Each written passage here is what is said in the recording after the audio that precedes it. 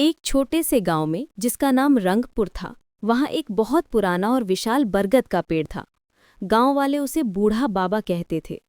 किसी को ठीक से याद नहीं था कि वह पेड़ कितना पुराना था, पर उनकी कहानियों में वह पेड़ हर खुशी और दुख का साक्षी था। इस गांव में नेहा नाम की एक जिज्ञासु और दयालु लड़की रहती थी। नेहा अक्सर दोपहर में अपनी नानी से कहानियां सुनकर बूढ़े बाबा की छाया में बैठ जाती थी।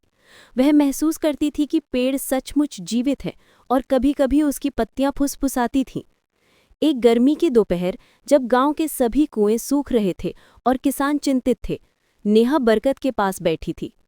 उदासी में उसने पेड़ के तने को छुआ और धीरे से कहा, बूढ़े बाबा, क्या आप हमारी मदद नहीं कर सकते? गांव में पानी नहीं है। अचानक हवा तेज हुई और बरगद की एक मोटी जड़ हिलने लगी। जड़ के पास की मिट्टी खिसकी और वहां से चमकते नीले रंग का एक छोटा पत्थर दिखाई दिया। जैसे ही नेहा ने पत्थर उठाया, एक धीमी गहरी आवाज आई। यह आवाज बरगद के पत्तों से आती हुई लगी। आवाज, बच्ची, ये जीवन मणि है। इसे लेकर गांव के सबसे ऊंचे पहाड़ की चोटी पर जाओ और सूर्यास्त से पहले इसे धरती में गाड़ दो। ये पानी को वापस बुलाएगा, पर एक शर्त है, तुम्हें इसे बिना किसी को बताए चुपचाप करना होगा। नेहा तुरंत पत्थर लेकर पहाड़ की ओर भागी। रास्ता कठिन था और वह थक गई थी, लेकिन गांव वालों के चेहरे याद करके वह चलती रही। जब वह चोटी पर पहुंची तो सूरज डूबने ही वाला था।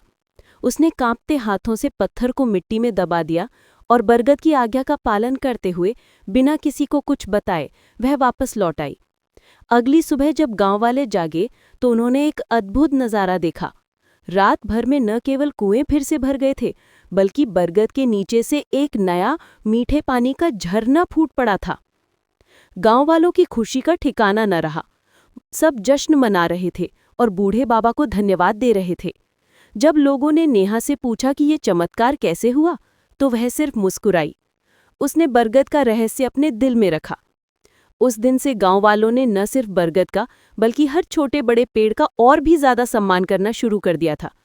उन्होंने समझा कि प्रकृति हमारी सबसे बड़ी दोस्त है और एक छोटे से बच्चे की चुप्पी और विश्वास भी बड़ा बदलाव ला सकता है।